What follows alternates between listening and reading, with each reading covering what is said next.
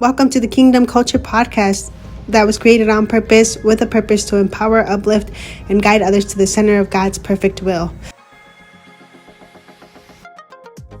Kingdom Culture family, welcome back to the Kingdom Culture Podcast. I hope you guys are all having an amazing week. This week I want to talk about my business because it didn't stop when my relationship did or my heartbreak was happening, right? There's something that nobody talks about when you're building a business while going through heartbreak. The business doesn't care that your heart is broken because your bills are still due, your clients still need you, the content still needs to be posted, and decisions still have to be made. And for me, it was a little bit more complicated because my personal life and my business were intertwined. I built the two together. I wasn't just grieving a person, I was grieving a version of my life. I thought, we were going to be partners and we were going to do everything together, but that was no longer true. And in those moments, I honestly didn't know how I was going to separate the two, all of the time, the investment, right? It was hard for me. So when your relationship is connected to your work, it becomes really easy to associate everything with that person, right? A business decision reminds you of them. A certain client reminds you of them because they probably helped you put them on. Money feels unstable because your personal life feels unstable. All of these are real, right? And so I'm sitting there thinking, how am I supposed to keep building when I'm barely holding myself together? How can I help somebody else get out of survival mode when I'm back into it, right? I had to learn that just because something in my personal life ended, that didn't mean my purpose ended with it. And that was a hard lesson for me. Because when you're used to surviving, sometimes you don't know how to keep moving forward unless everything is perfect. Perfection has been one of my biggest flaws. I wouldn't, do a lot of things because I didn't think it was perfect enough or good enough, right? And I finally realized that life isn't going to wait until everything is perfect, until you're healed. I couldn't keep putting my future on pause because I was grieving my past. I had to untangle my identity from my relationship and my business and build a new version in the center, a new identity that helped me with both, right? So this is what I ended up doing. My business is mine. My ideas are mine. My work ethic is mine. My purpose is mine. And the person I was becoming didn't belong to him or anybody else. It's me, right? So financially, emotionally, professionally, I had to start rebuilding from a place of what can I control today? Not how am I going to fix my entire life, my entire business now, but just today. Make the decision, send the email, show up for the client, post the content, handle the bill, take care of yourself. These are the things that I kept in front of me because those are the things that I could do. And I just told myself that list and told myself at the end of the day, then do it again tomorrow. Sometimes keeping your business alive doesn't look like being your most productive. It looks like refusing to quit while you're rebuilding everything else. And here's something that everybody I feel like needs to hear. You don't have to choose between healing and building. You can do both. I know my mindset mentor, when I first started working with him, he always said, you don't have to choose between being a mother or building a business.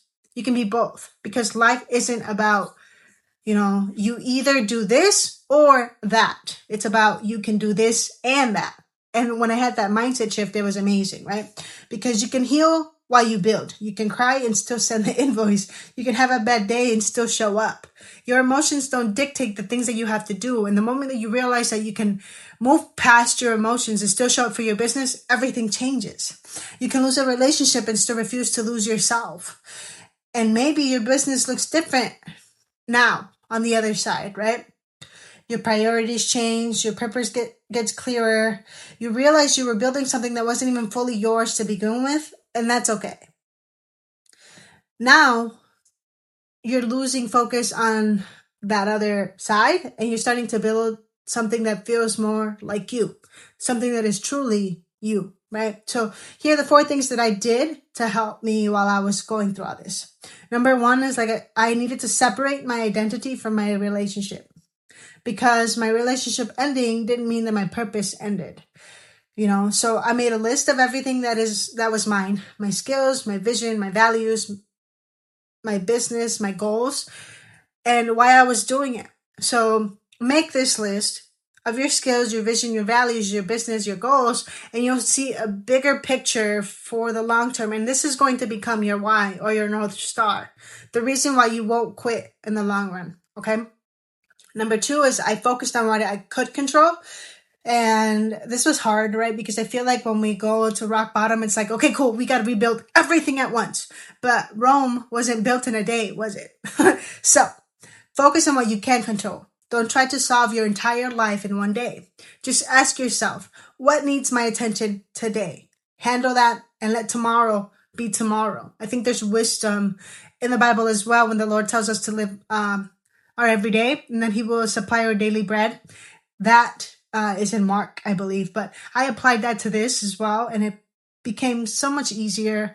I didn't feel the pressure that I used to, right? So handle what you have to today and let tomorrow be tomorrow. And it's got its own worries, right? Number 3 is protect your money while you're emotionally rebuilding, okay?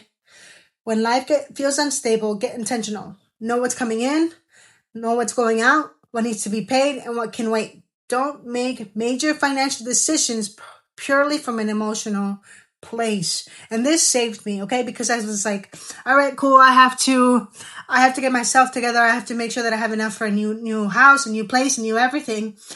And I could have blown all of the savings that I had, but I didn't. Because when emotions are high, our logic is low, and you want to protect your income as much as you can for the time being, because you don't know how long it's going to be until you're at 100% again, right? So don't rush. Don't feel like you need to pay everything up front. Look at your finances. I always say that budgeting is a great thing because you get to see what each dollar is allocated to, and you'll be able to breathe a little bit. I think that being emotionally and financially stable takes a lot of effort and intention. So set out your finances and see what you truly have to do, what your non-negotiables are, and what can wait, right? Number 4 is keep showing up, even if it looks different. So I had to keep going. I had to keep posting. I had to keep reaching out. I had to keep doing the little things to keep my business running, because if I didn't, it was going to fall apart, right? The truth is that you don't have to operate at 100%, but you also cannot completely abandon anything. A smaller version of consistency is still consistency. Keep doing the things. Keep showing up. Keep telling people about your products. Keep inviting others to know what you have to offer. And let the Lord bless everything else. But still show up. It could be at 5%. Some days I just sent 2 DMs or responded to comments. I think that I've shared that I took a long pause from the podcast. I wish I hadn't done that, but I did. And it helped me, right? But showing up is what makes the difference. Consistency. Do the things, even if it's hard. So, if you're listening and you're in that season right now, I want you to know something. Number 1 is your heartbreak is real. Your grief is real. But so is your future. Don't let what ended convince you that everything ended. Maybe this is actually the season where you finally learn how to build a life that doesn't depend on anybody. Your purpose was never supposed to die just because someone left. Your heart may have stopped for a moment, but your life didn't. So, as always, I want to leave you guys with a Bible verse. This week's Bible verse is in Galatians 6:9 that says, "Let us not become weary in doing good. For at the proper time, we will reap a harvest if we do not give up." So, if you're tired, rest. If you need to grieve, grieve. But don't give up on the person you're becoming. God can rebuild what you thought was completely broken into something beautiful. And that is the truth. Because sometimes the most beautiful version of your life starts after the one you thought you couldn't live without. So, thank you guys so much for being here. This is what I have for you for this week. If you found value in it, please share it. Send it to somebody that you might think might need to hear this. And always leave my links at the bottom of the description. So give me a follow, share, subscribe, all the things. Don't forget that I love you, but that the Lord loves you more. Always, always, always, always. And we'll see you guys next week.